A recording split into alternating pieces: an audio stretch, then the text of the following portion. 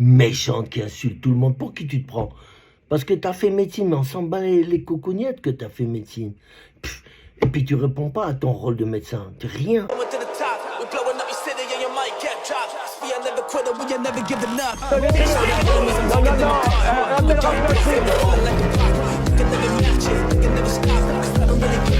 Vous fumez, monsieur? Le football, il a changé. Oui, peut-être.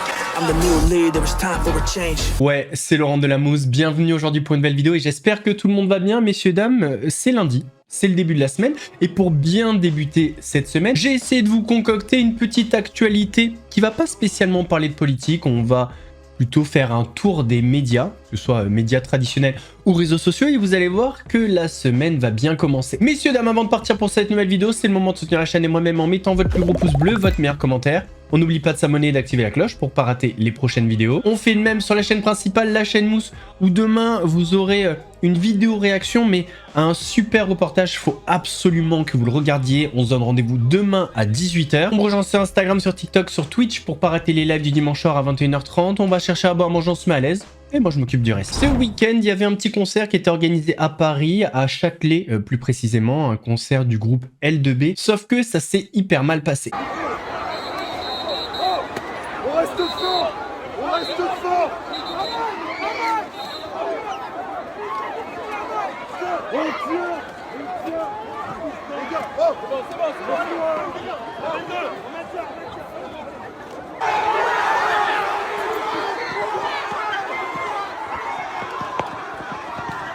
Situation tendue à Châtelet ce samedi en fin de journée. Il y avait un concert de L2B qui était prévu au Forum des Halles et très rapidement, il y avait beaucoup plus de monde que la capacité d'accueil prévue de l'événement. C'est pour cela qu'aux alentours de 17 h 30, il a commencé à y avoir plusieurs mouvements de foule. La police est intervenue pour repousser dans un premier temps les personnes qui étaient présentes à ce concert en extérieur sur le parvis. Et puis ensuite, un peu avant 18 h 40, un policier a pris son mégaphone pour annoncer l'annulation de l'événement. Bonsoir au hall, vous pouvez rentrer chez vous. Mesdames et messieurs, le concert est annulé, il n'y aura pas de concert ce soir au hall, vous pouvez rentrer chez vous. C'est à ce moment-là que la situation a commencé à se tendre doublement. Il y a eu plusieurs charges policières dans le jardin à proximité du Forum des Halles pour repousser les milliers de personnes qui étaient présentes. Il y a eu en parallèle plusieurs jets de projectiles et des interpellations. Et c'est sur l'une d'entre elles que plusieurs policiers ont été pris pour cible. Des coups de pied notamment sur plusieurs d'entre eux lors d'une interpellation comme vous voyez sur ces images que j'ai pu filmer. La situation est revenue au calme aux alentours de 20 h après l'annulation de l'événement. Au moment où je vous parle, situation donc calme à Châtelet. Et voici donc les images que j'ai pu filmer ce samedi en fin de journée pour Brut. Et merci encore pour votre fidélité, votre présence à l'ensemble de nos contenus, de nos vidéos. Merci pour vos retours sympathiques également dans les commentaires. Je vous dis à très vite pour plus d'actualités. Actualité politique et internationale à suivre dans les prochaines heures et dans les prochains jours sur Brut. Ce week-end, il y a eu une manifestation de patriotes à Paris, à l'initiative de Ben le Patriote, un créateur de contenu. Ça a pas mal été repris, il y a des personnalités politiques qui étaient présentes comme Florian Philippot, et qui dit Florian Philippot dit Olive Olive. Attention, ce monsieur est atteint d'une pathologie, bon pas si grave que ça, assez présente sur les réseaux, le syndrome du personnage principal. Les médias, bien sûr, aucune réponse. D'ailleurs, les médias, je me demande où ils sont. Quand c'est les manifestations de Jean-Luc Mélenchon, il y en a partout. Par contre, quand il y a des drapeaux français, il faut surtout pas le faire voir en France. C'est quand même incroyable. On est le seul pays du monde où on n'a pas le droit d'avoir un drapeau français, où on n'a pas le droit d'être fier de notre patrie. Franchement, c'est une honte, et c'est vraiment honteux. Le témoignage derrière de mon ami Rania, et puis tous les autres qu'on a eu pendant cette crise Covid qu'il ne faut pas oublier. Les vérités commencent à sortir. Alors il y en a certains, j'ai vu sur des plateaux télé, qui commencent à dire « Ah oui, je m'étais trompé ». Ah mais c'était il y a 3 ans qu'il fallait dire la vérité. Pendant qu'on était insultés. Parce qu'il ne faudra pas qu'on l'oublie, mes amis. On nous a insultés au quotidien. Rappelez-vous bien de tout ça. Et quand je vois sur les réseaux sociaux des gens qui mettent des commentaires qui disent « Ouais, mais ça, c'est le passé ». Non, c'est pas le passé. Parce que les gens qui sont malades, ils sont malades aujourd'hui. Actualité maintenant, il n'y a pas si longtemps, on avait parlé de Christine and the Queen, devenu Raïm Redcar. Il refait parler de lui avec une vidéo où il a été aperçu dans la rue dans un état second. Raïm Redcar filmé dans un état second. La vidéo qui inquiète ses fans. On vous en dit plus. C'est une vidéo qui fait beaucoup parler. Raïm Redcar, autrefois connu sous le nom de Christine and the Queen, a été aperçu dans un état second, en pleine rue, visiblement agité et en colère. Bonsoir. Qu'est-ce qu'on se fait chier, cette merde?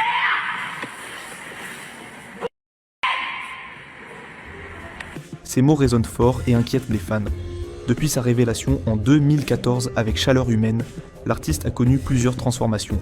En 2022, il avait d'ailleurs annoncé sur TikTok qu'il se genrait désormais au masculin, aussi bien dans sa vie personnelle que professionnelle. Mais ces derniers mois, Raïm Redcar fait la une pour des raisons bien différentes. Fin septembre, une première vidéo avait déjà enflammé les réseaux. Un fan l'avait présenté comme la chanteuse avant que Raïm ne le corrige sèchement. Le chanteur, on dit, on est en 2025, les temps changent. Une réaction jugée disproportionnée par certains, mais saluée par d'autres, qui y voyaient une affirmation légitime de son identité. Cette fois, c'est une toute autre image que le public découvre, celle d'un artiste visiblement à bout, perdu dans ses mots et dans ses gestes.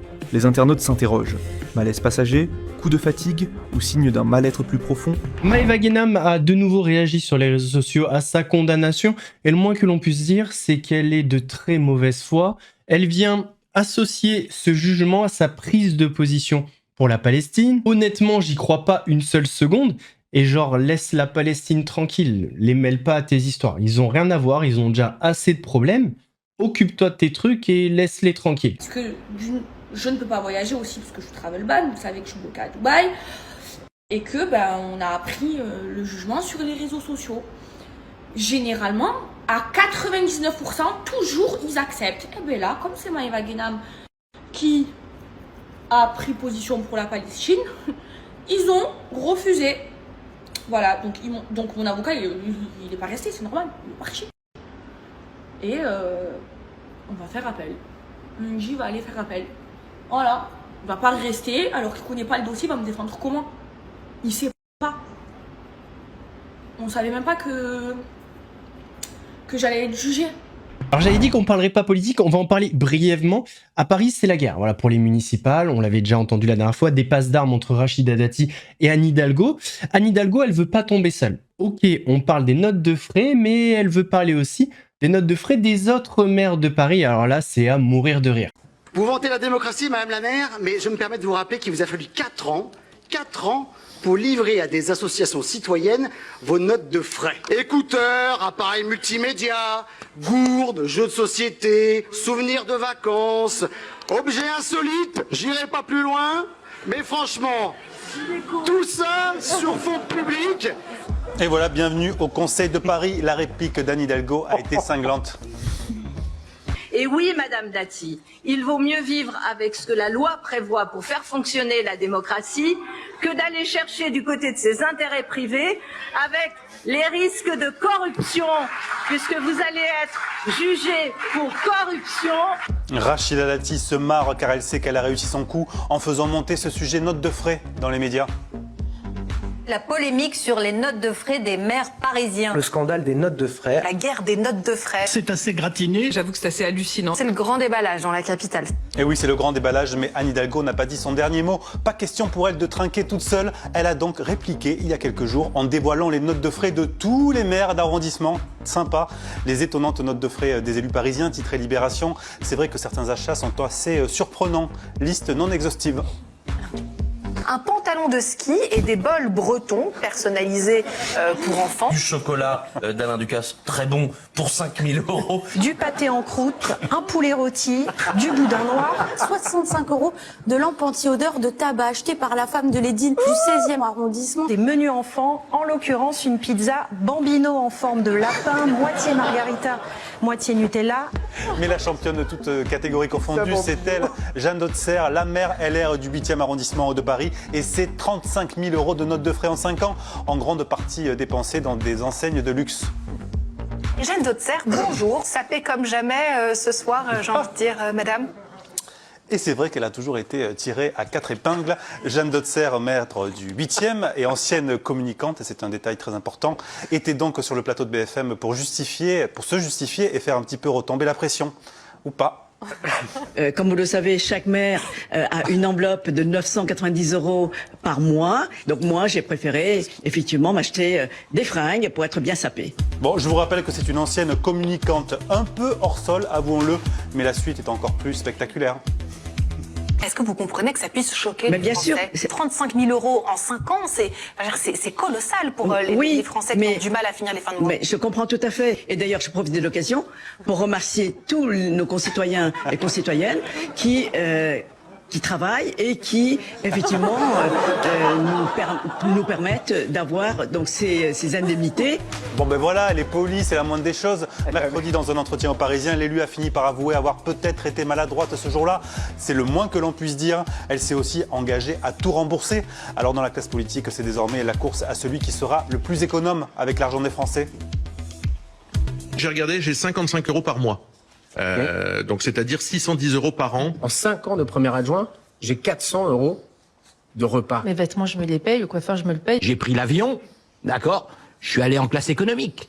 Mais la grande gagnante dans ce concours de qui dépense le moins, c'est incontestablement la patronne des écologistes, Marine Tondelier. Là, par exemple, ce haut, je suis arrivée lundi à Paris. Je suis toujours pas rentrée chez moi depuis lundi. Et donc, j'ai lavé dans un évier du siège cette nuit et je l'ai fait sécher sur un cintre pour le repasser ce matin et que ce soit prêt parce que j'en ai qu'un et qu'on m'a dit qu'il était bien. Donc, j'essaye de le remettre en attendant de pouvoir en acheter un autre. Bon, là, ça va un petit peu trop loin dans la démagogie. Il y a 2 jours, la chaîne YouTube La Base a sorti un podcast, une interview avec Jean-Marie Bigard. Et Jean-Marie Bigard est revenu sur son amitié avec Pierre Palmade et il l'a un petit peu défendu. Alors, le mot défendre, c'est pas exactement ça. Il l'a soutenu. Je sais pas si c'est pas pire. Vous avez eu de ces nouvelles depuis le drame? Oui, j'en ai régulièrement. Qu'est-ce qu'il vous dit?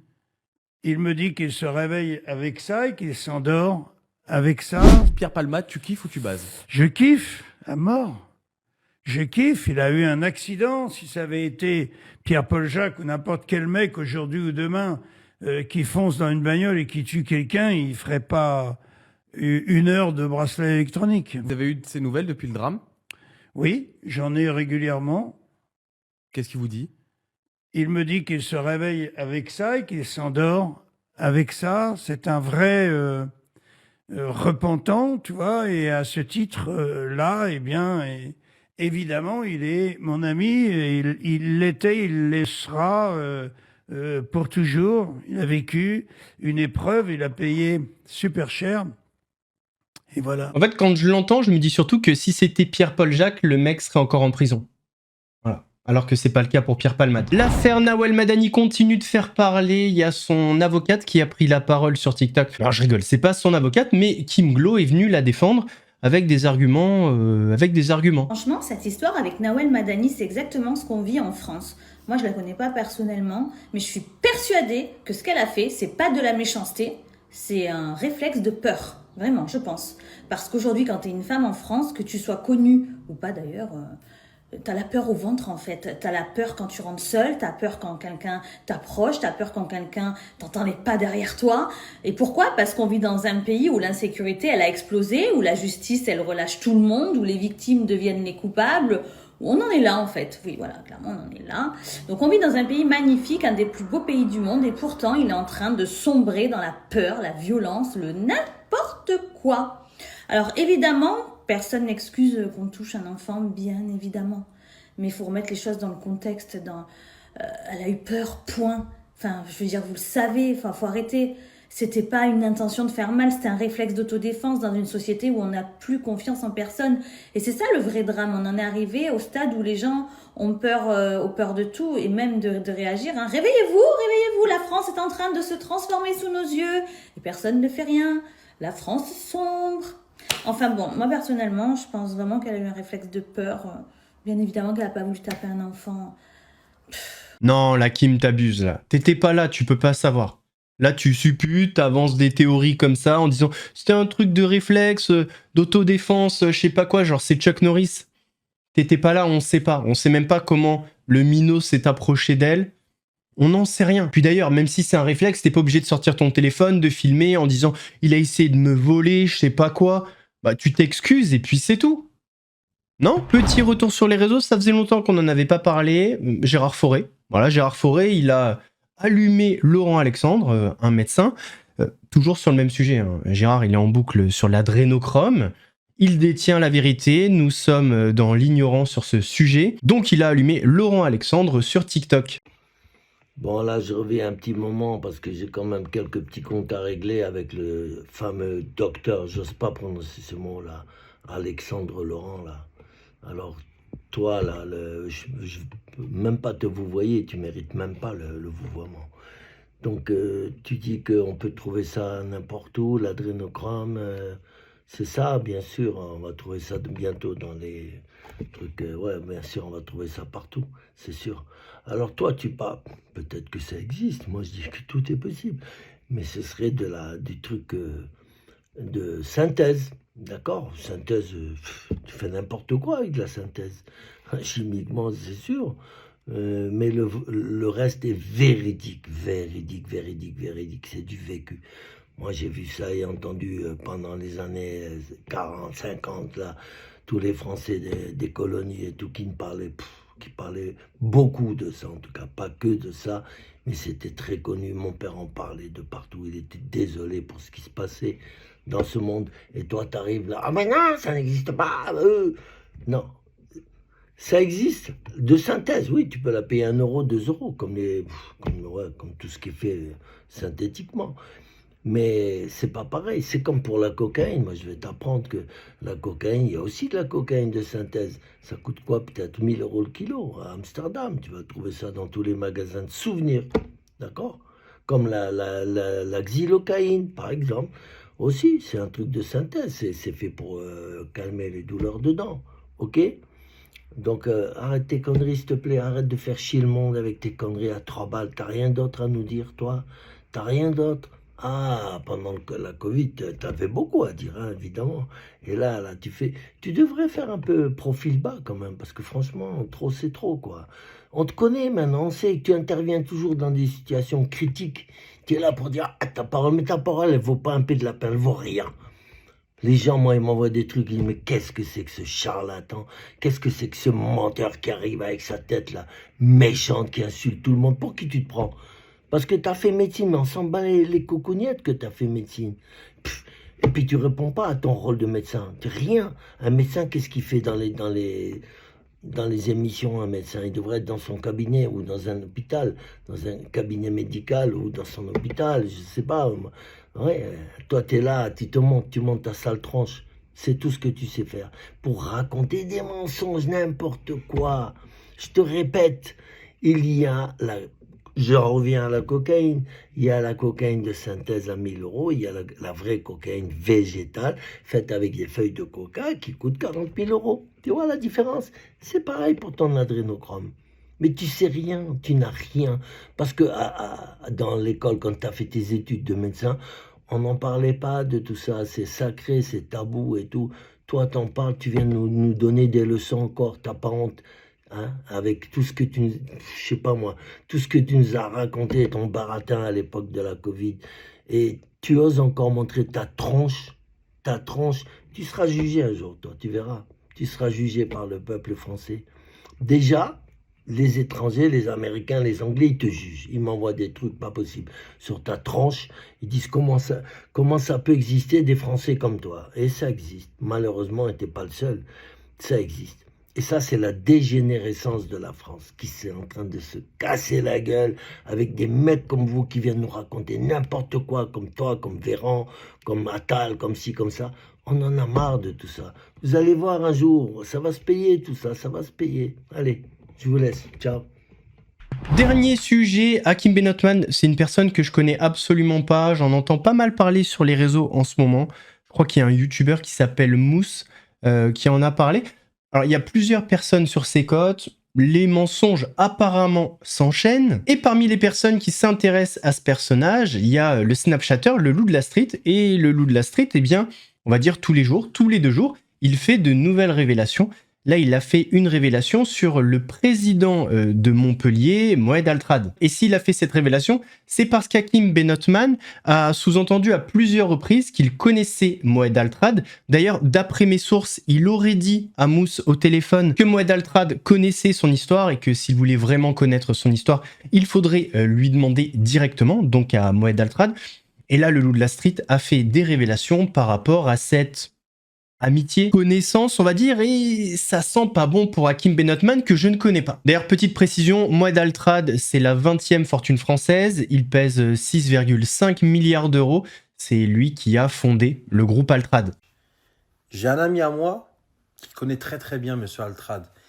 Et le problème, c'est que toi, tu es en train de faire croire que c'est un ami à toi, que vous allez faire des affaires ensemble, alors que pas du tout.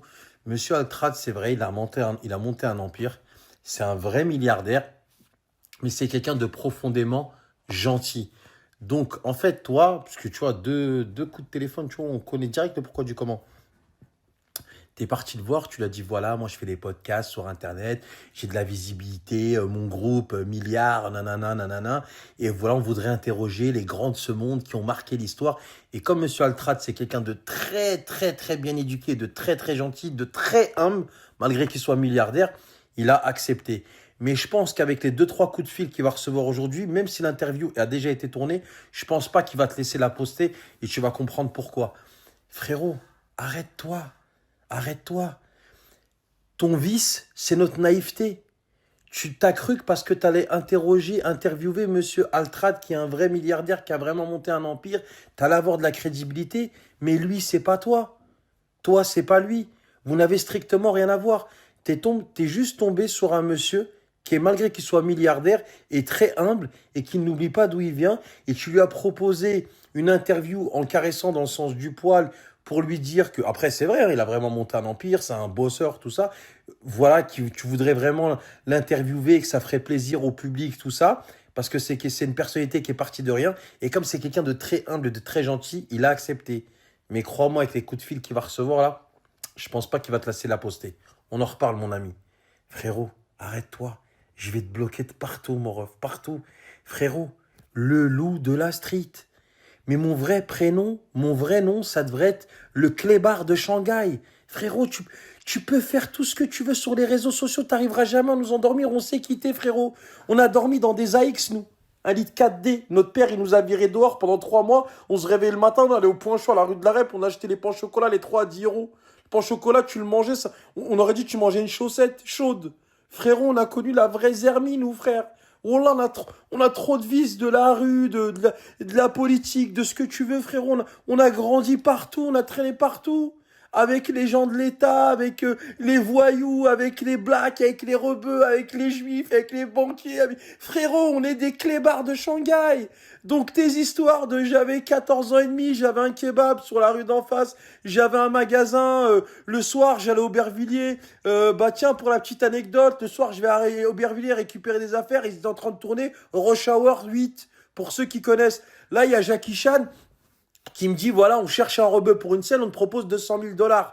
Et moi, je refuse. Mon pote qui était avec moi, il me dit, mais Hakim, t'es fou.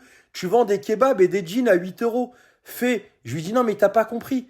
Qui c'est qui va rouvrir mes magasins demain si là-bas, je suis pas sur place? C'est aussi ça, l'éducation financière. C'est refuser 200 000 € tout de suite pour pouvoir ouvrir ses commerces le lendemain et les vendre 10 ans plus tard 120 millions. Peut-être que si j'aurais accepté les 200 000 € de ce soir, j'aurais pas pu ouvrir mes commerces et j'aurais pas pu vendre ma franchise Nabab à 14 milliards.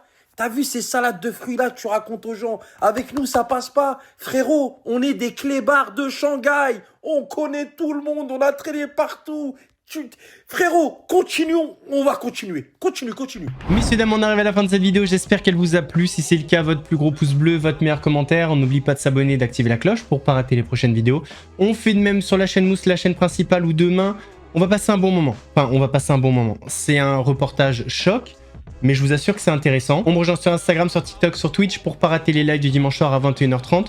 Nous, on se donne rendez-vous mercredi pour une nouvelle vidéo action. En attendant, prenez soin de vous. Laurent de la Mousse vous salue. C'est mousse, très frais comme une mousse, léger comme le houmous, piquant comme un pimousse, un gros lion de course, tu cries, t'as la frousse, j'arrive à la rescousse, regarde, ouais c'est mousse.